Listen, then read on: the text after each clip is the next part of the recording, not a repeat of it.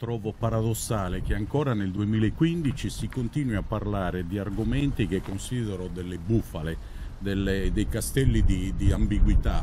Parlo dell'uranio impoverito, delle polveri sottili e delle servitù militari. Quando a un certo punto vediamo che questi problemi sono stati artatamente, e qua la stampa, sia la carta stampata sia le televisioni hanno delle responsabilità gravissime in materia, non sono dei problemi l'uranio impoverito e le polveri sottili. Si è cercato di ripiegare ancora parlando delle servitù militari, altra bufala galattica. Perché? In Sardegna quelle che vengono chiamate servitù militari sono lo 0,5% del territorio, dei 24.000 km² circa della Sardegna. Questo 0,5% del territorio che è occupato da poligoni, così come il 4% delle coste è interessato dalla presenza di poligoni. Bene, ma nel restante 99,5% del territorio e nel restante 94% delle coste, dove non ci sono questi rompiscatole di militari, perché non tentare di realizzare qualcosa insieme ai militari, a fianco ai militari e non al posto dei militari? Anche perché i militari, la gente con le stellette, lo sappiamo, rappresenta la seconda industria regionale dopo la Saras, cioè per ricaduta economica, per stipendi, per lavoro che viene, di cui la Sardegna si avvantaggia, è qualcosa di concreto e di reale.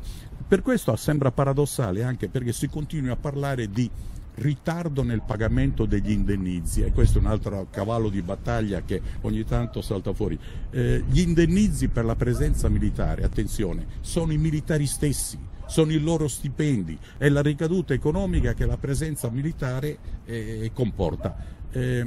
Tutta questa politica che si fa da decenni contro la presenza militare ha già causato dei danni terribili, enormi.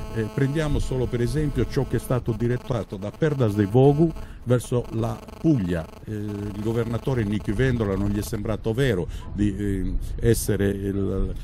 ospitare tutto ciò che concerne lo sviluppo dei drone, che non verrà fatto più a Perdas de Vogu, così come il governatore della Sicilia Rosario Crocetta è felice di accogliere tutto ciò che in termini di aeronautica militare sta lasciando la Sardegna per trasferirsi verso Trapani.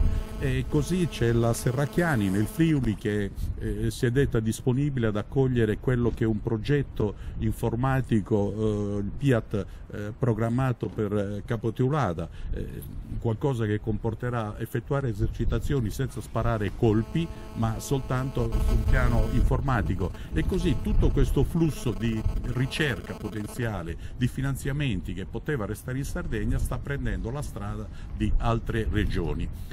Sarebbe ora che questo processo perverso si interrompesse, si cercasse di rimediare, anche se è tardi, perché fra i danni che ancora possono capitarci fra capo e collo sono quelli che riguardano la Sardegna. Come sappiamo, sul finire dello scorso anno la Sassari doveva essere completata con 2 reggimenti, un reggimento logistico che doveva essere ospitato dalla caserma Riva Villasanta Cagliari e il reggimento d'artiglieria che doveva essere ospitato nella nuova caserma realizzata a Nuoro, già ultimata.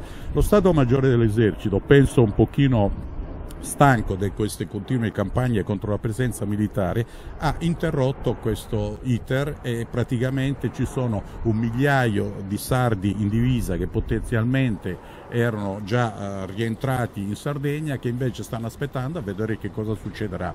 Sotto questo profilo il danno di 1000 stipendi che non sono rientrati in Sardegna rappresenta un danno economico notevole. Insomma, è tutto un contesto che, ripeto, come ho detto all'inizio, è paradossale e grottesco che ancora dopo 15 anni si continui a parlare di questi falsi problemi, che si facciano questi danni, mentre invece sarebbe ora che diventassimo un pochino un popolo serio, ci rendessimo conto che le forze armate sono necessarie, che devono essere addestrate, che servono i poligoni, che la presenza dei poligoni non rappresenta un danno ma una ricaduta economica positiva, e perché d'altra parte l'ISIS, qualcuno concorderà con me, non si può combattere solo con le preghiere di Papa Francesco o con le marce della pace che fanno alcune centinaia di persone, forse in buona fede, forse no, oppure neanche con le lettere dei parroci contro le fabbriche delle bombe di Domus Novas. Sarebbe ora che cominciassimo a diventare un popolo serio e parlare di doveri oltre che di diritti.